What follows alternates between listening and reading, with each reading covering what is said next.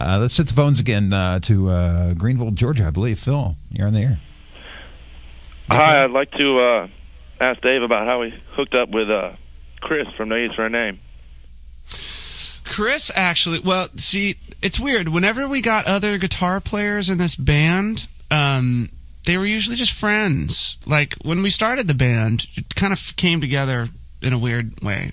I had recorded this stuff at a studio down the street from my house and was just going to release it on my own label and not put my name on it and all this stuff that I've said 1,000 times, whatever.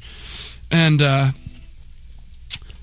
then Nate and William, our original drummer, were in a band called Sunny Day Real Estate, and a friend of mine tipped me off, said, you should go see them play on Friday. It's their last show. They're breaking up. They were a great band. They're actually still together.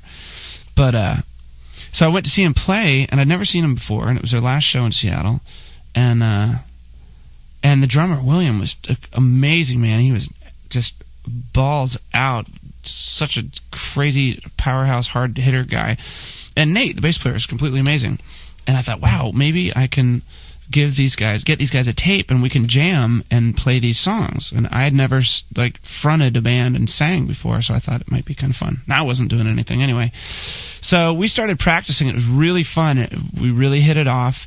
And I gave Pat Smear a tape, and just as a friend, like, here, I never thought he would join the band because he was the coolest guy in the world, and so there's no way he would ever sink to my level and do anything like that. So, but then he's like, "Oh, I'll be in your band." So great. So all of a sudden it was a band, and then when Pat decided to leave, the first person that came to mind was Franz Stahl, who I'd played in a band called Scream before Nirvana. And I'd known him since I was like 16 or something like that. And was a fan of his even before I knew him. And my guitar playing comes from a lot of his guitar playing because I learned to play with him. Anyway, so there was no audition. It was like, hey, man, you want to take Pat's place? He was like, yeah, sure. So, okay, and the first time we ever played with each other was on the rooftop of the Radio City Music Hall for the MTV Awards thing. Or was that where it was? Something like that, yeah. So, whatever. And then this time we decided, okay, you know what? If we're going to get a guitar player, maybe we should go through an audition process. Maybe we should audition a bunch of people and find someone that you know, that we know is really great and is really going to work. And so we tried out like 40 different people, and 40 different people, man. Like, some of them were big, some were small, some were great, some weren't, and all of them were real nice. But what we did is we gave each of them a tape of 4 songs. We gave them I'll Stick Around, Everlong, the song called A320, which is on the Godzilla soundtrack, and Aurora from the new record, to sort of cover all the bases and see if they could do the rock and see if they could sing the backups and see if they could play the intricate guitar stuff.